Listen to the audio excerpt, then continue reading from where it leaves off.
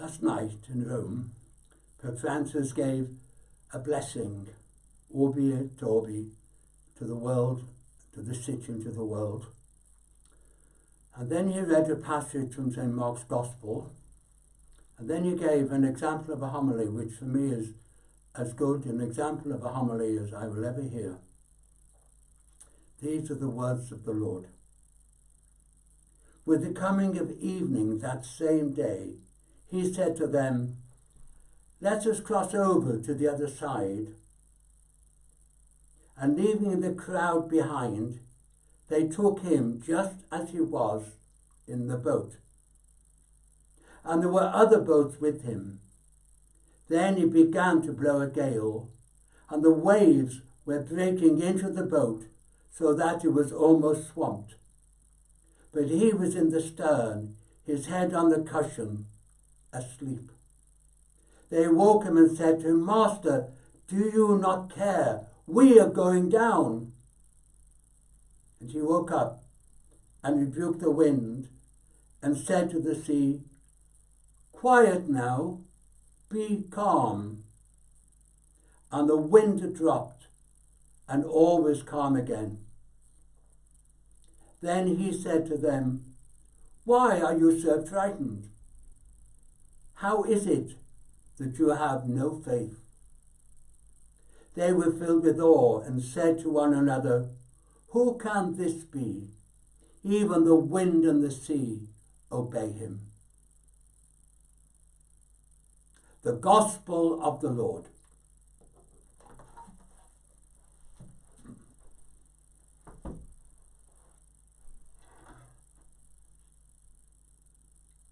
When evening had come, the Gospel passage we have just heard begins like this.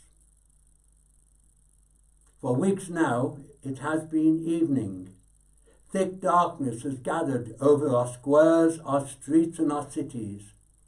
It has taken over our lives, filling everything with a deafening silence and a distressing void that stops everything as it passes by. We feel it in the air.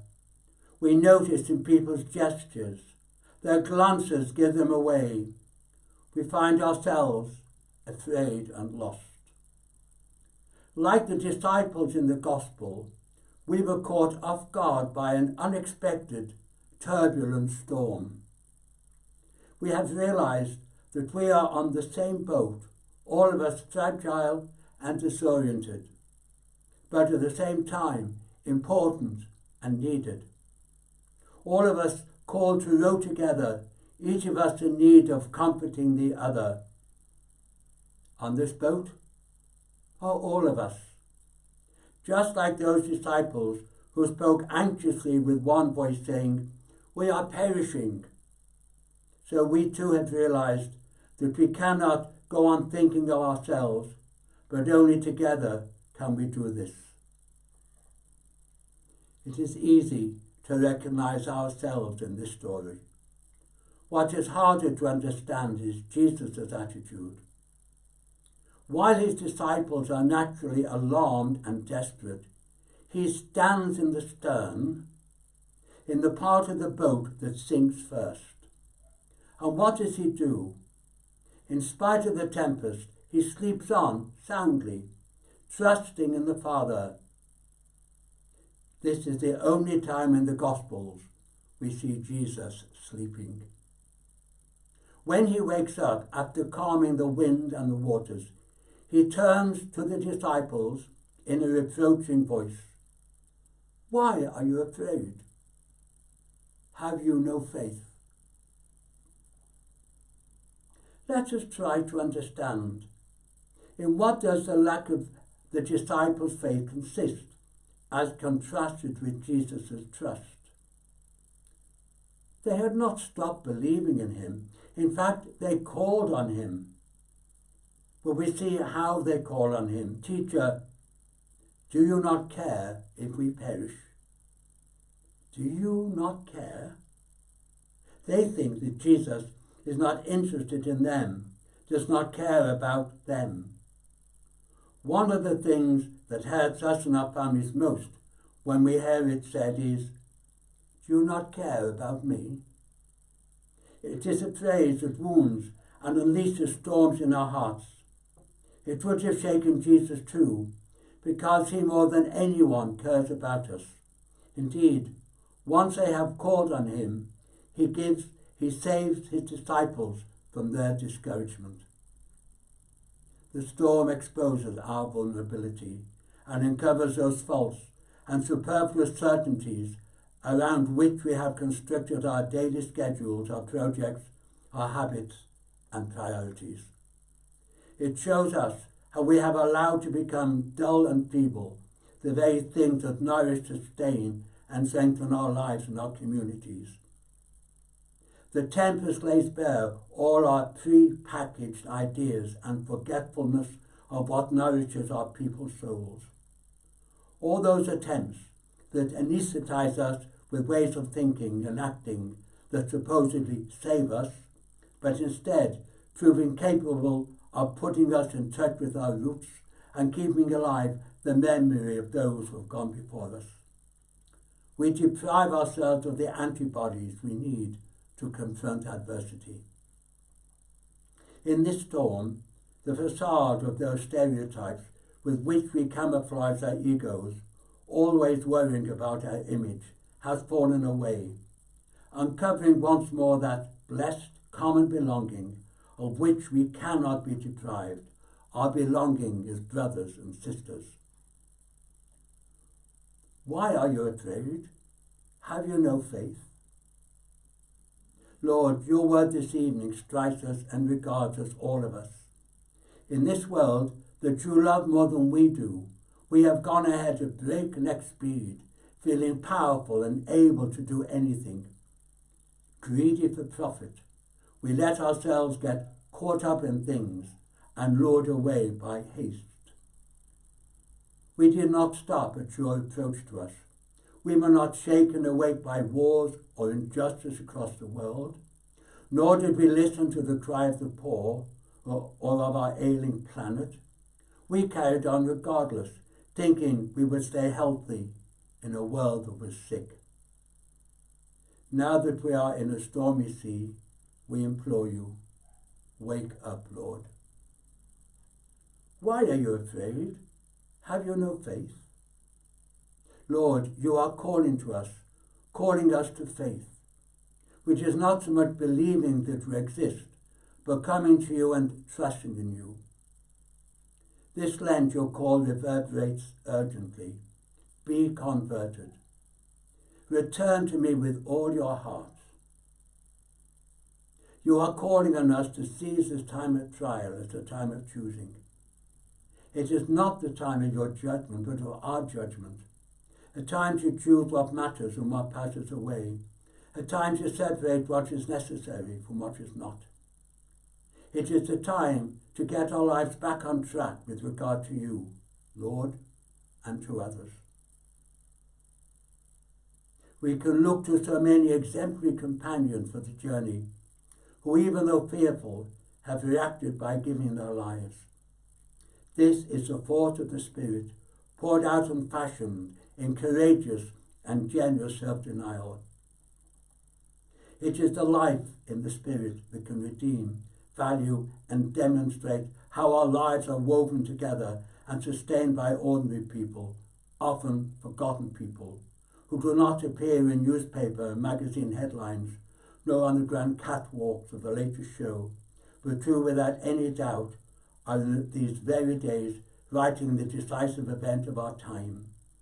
Doctors, nurses, supermarket employees, cleaners, caregivers, providers of transport, law and order forces, volunteers, priests, religious men and women, and so very many others who have understood that no one reaches salvation by themselves. In the face of so much suffering, where the authentic development of our people is assessed, we experience the priestly prayer of Jesus, that they may all be one. How many people every day are exercising patience and offering hope, taking care to so not panic, but a shared responsibility. How many fathers, mothers, grandparents and teachers are showing our children in small everyday gestures how to face up and navigate a crisis by adjusting their routines, lifting their gaze and fostering prayer. How many are praying, offering and interceding for the good of all. Prayer and quiet service, these are our victorious weapons. Why are you afraid? Have you no faith? Faith begins when we realize we are in need of salvation. We are not self-sufficient. By ourselves, we flounder. We need the Lord, like ancient navigators needed the stars. Let us invite Jesus into the boat of our lives. Let us hand over our fears to him so that he can conquer them. Like the disciples, we will experience that with him on board there will be no shipwreck, because this is God's strength. Turning to the good everything that happens to us, even the bad things. He brings serenity into our storms, because with God, life never dies. The Lord asks us, and in the midst of our tempest invites us to reawaken and put into practice that solidarity and hope capable of giving strength, support, and meaning to these hours when everything seems to be floundering. The Lord awakens so as to reawaken and revive our Easter faith. We have an anchor. By his cross we have been saved. We have a rudder. By his cross we have been redeemed. We have a hope. By his cross we have been healed and embraced, so that nothing and no one can separate us from his redeeming love. In the midst of isolation, when we are suffering from a lack of tenderness and chances to meet up, we experience the loss of so many things. Let us once again listen to the proclamation that saves us.